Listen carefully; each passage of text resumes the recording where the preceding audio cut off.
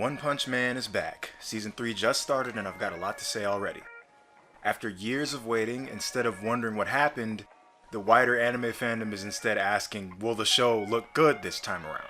So today we're going to do a bit of animation and production breakdown so I can teach you all why things went the way they did, from the soaring heights of Season 1 to the cavernous lows of Season 2. But first, we're going to talk about Season 3, Episode 1, the reason you clicked on this video. So, to be frank, Episode 1's animation is serviceable. It's a bit hard to tell where the quality is going to land since this is more of a setup episode, so there was no need to put forth high-end 24 FPS or higher animation, so overall, mid. However, the art direction, color grading, and line quality are the best they've ever been, with only a couple of exceptions from short sequences done by specific animators from Season 1. This is in turn why I say serviceable, while I'm cautiously optimistic. The last two episodes of Season 2 had a big jump in overall animation quality, so this episode trends me to hope and believe that they've just focused on having good art direction for a non-action episode, and that most of their animators were working on upcoming action sequences from the Monster Association arc. I don't see any flashing red lights, but it's not a green light either. So I'm gonna wait and see how things shake out, but my gut tells me we'll at least get something above average if the end of Season 2 is anything to go by. Ugh, I hope this ages well. Now, for context, I want to talk about why the animation quality has been so inconsistent from season to season, as there's some behind-the-scenes quirkiness that made Season 1 a sort of alignment of the planets, something like Season 1 is probably never gonna happen again. So let's talk about it.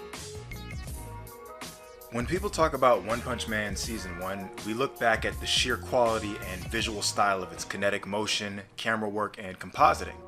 Now, Season 1 was done by Madhouse, but that doesn't mean that just giving the project back to Madhouse will restore the franchise's former glory. In animation, more often than not, it's names, not studios, that you need to pay more attention to. It all depends on who's working with whatever studio at the time.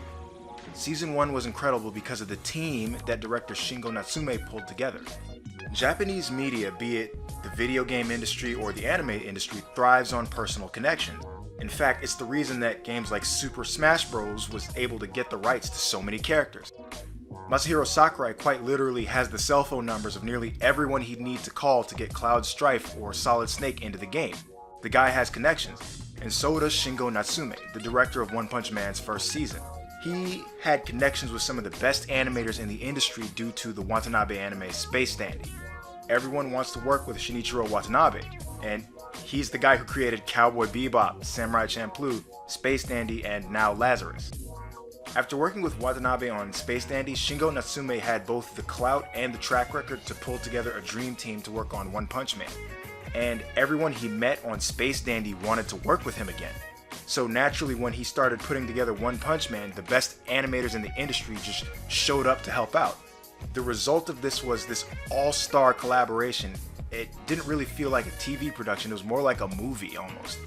Every episode had a different visual flavor, but it all tied together because Natsume was at the helm directing it. On top of that, One Punch Man Season 1 had a very underrated but extremely important element: scheduling. Season 1 actually had scheduling. It wasn't generous, but it was enough to let the animators polish their sequences instead of praying for an extra night of sleep. When you give people that talented even a little bit of breathing room, you get something that looks effortless and amazing. That's why Season 1 still looks insane nearly a decade later, despite the fact that we should have developed technology that lets us recreate that much faster. Animation lives and dies by the amount of time that the team has to polish it. So after the masterpiece that was Season 1 of One Punch Man, you'd think the follow-up would at least try to keep that same level of quality, but unfortunately it didn't. Season 2 is one of those cases where everything that could go wrong did go wrong. It got blown up by Murphy's Law. In contrast to Season 1's more generous schedule, Season 2 lacked the key element to good animation: time. The animation team had a drastically reduced production window to make 12 episodes. When a quality anime episode takes an average of 2 to 3 months on its own, you can tell by what you see in Season 2 that they did not spend the last 3 years working on it. That means that they were running a schedule with only a small fraction of the time a normal show would have. You don't even need to be an animator to know that's insane. When you're that rushed, you literally have to cut corners to fulfill contracts and release schedules. The biggest loss wasn't just the technical aspect though, it was Shingo Natsume. Without him at the helm of Season 2, all those superstar animators from Season 1 didn't feel the need to come back. They followed him because of his leadership and his connections. With him gone, that network disappeared. Season 1 was a passion project that those guys wanted to join because Natsume was leading it. Instead of Madhouse, JC Staff was in charge of the animation. Most studios can access composites and source files if they take over a show from another studio, but when you're already understaffed and then overworked on a nightmare production schedule, it doesn't matter how good some of the people at JC Staff are. There's just no time to make a great product. Remember that it takes 24 drawings for 1 second of high quality animation, sometimes more. The result is what we got in Season 2. A season that had flashes of great potential, a few solid moments here and there, but overall, it was a slideshow of a season. That's the tragedy of One Punch Man Season 2.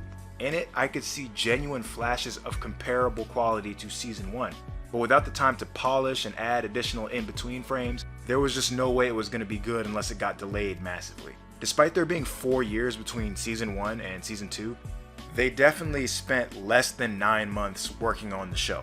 Season 2 wasn't made by bad artists, it was made by tired artists. The ambition was there, but the schedule and the staffing and the leadership all collapsed at the same time and left us with a shell of a season. Of course, One Punch Man's visuals only tell half the story. Its top-notch writing carries the other half of that load. It's the combination of both the stellar art and writing that made this show so relevant in the first place. Saitama is unique in that he's a protagonist that's already in the final arc of his story. His power is maxed out, and writing a character that starts at the end point of their power scaling is a massive pitfall of do's and don'ts, which I go into detail on in my Saitama breakdown video. Shameless plug. I've got it linked right there. You can click on it right now. That aside, to reiterate, I'm only slightly worried about Season 3 given how good the art itself in Episode 1 looked. Since we haven't seen enough action sequences to get the full picture, my judgment is reserved. Anyway, I'll see you all next time, whenever that is.